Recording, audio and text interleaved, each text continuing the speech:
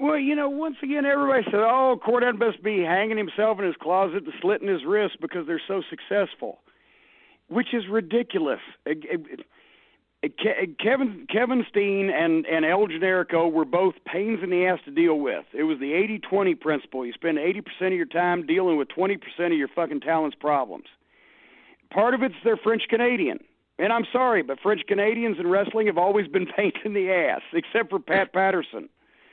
But part of it was, we're paying you to play professional athletes on television. So, Steen, we'd like you to lose some weight, fucking buy some new clothes, and fucking trim your beard up and look a little neater.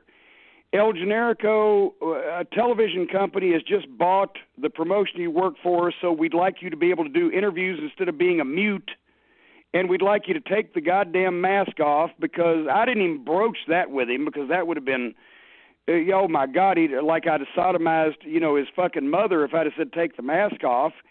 But you've got a French-Canadian Muslim with red hair trying to play a fucking Mexican luchador, and nobody understood it.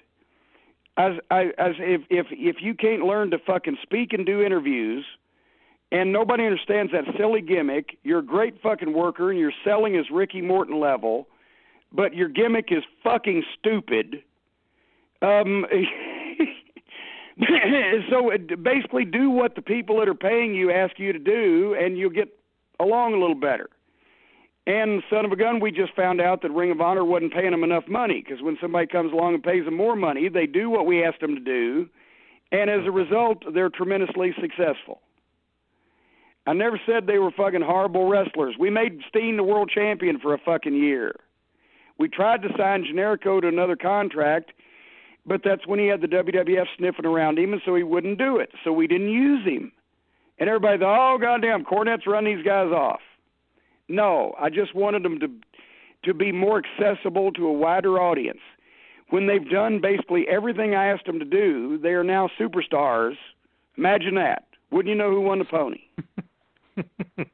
Exactly. I feel like these, trolls or whatever you want to call them on Twitter or whatever else, they're always wrong. They don't really analyze it correctly. They pretty much, they did what you wanted them to do, and now they're successful. But, of course, it all came with getting paid more money, and I guess that was the secret sauce. Yeah, that's I never said that, once again, that they were bad wrestlers or that they couldn't get over. I said they ain't going to get over unless they do certain things to tweak what they've already got. They've done that, and they've been successful. They never embarrassed the business by, once again, beating up grade school children or having matches with blow-up dolls. Kenny Omega, I've said this about him, I don't care if he discovers a cure for cancer in his spare time, brings Lou Thez back from the grave, and stretches him in a chute. He's still a piece of shit that should never be in the business because he had matches with 9-year-old girls and blow-up dolls. I don't care how good he is. I don't have any time for him, don't want to look at him, don't want to hear about him.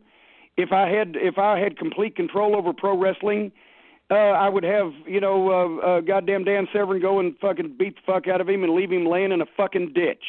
Because he embarrassed his profession, and he embarrassed everybody that's ever been in it. Steen and Generico didn't do that. They just had misguided ideas about some of their fucking facets of their gimmicks and their personalities. And they didn't do phony spots with their dick, like that fucking idiot Joey Ryan. It's just blatantly phony bullshit, because he's an underneath guy that doesn't have the talent to compete with the major main event level wrestlers, so he does this shit to get attention. And everybody, Cornette says all that stuff because he wants people to listen to his podcast. How can he take wrestling that seriously? Well, I do. I've made several $1 million off of wrestling, and it's been not only my profession, but my favorite thing in life as a hobby since I was 9 years old. So yeah, I do take it that seriously. And Joey Ryan's an embarrassment to it. So is Kenny Omega. At least Omega's got a job now on top. Joey Ryan's still working outlaw shows in front of 400 people, shaking his dick, because that's all he can do. But Steen and Generico never fit in that category. They were more frustrating to me because they had the talent and just wouldn't listen to anybody until finally somebody started paying them enough money for them to listen.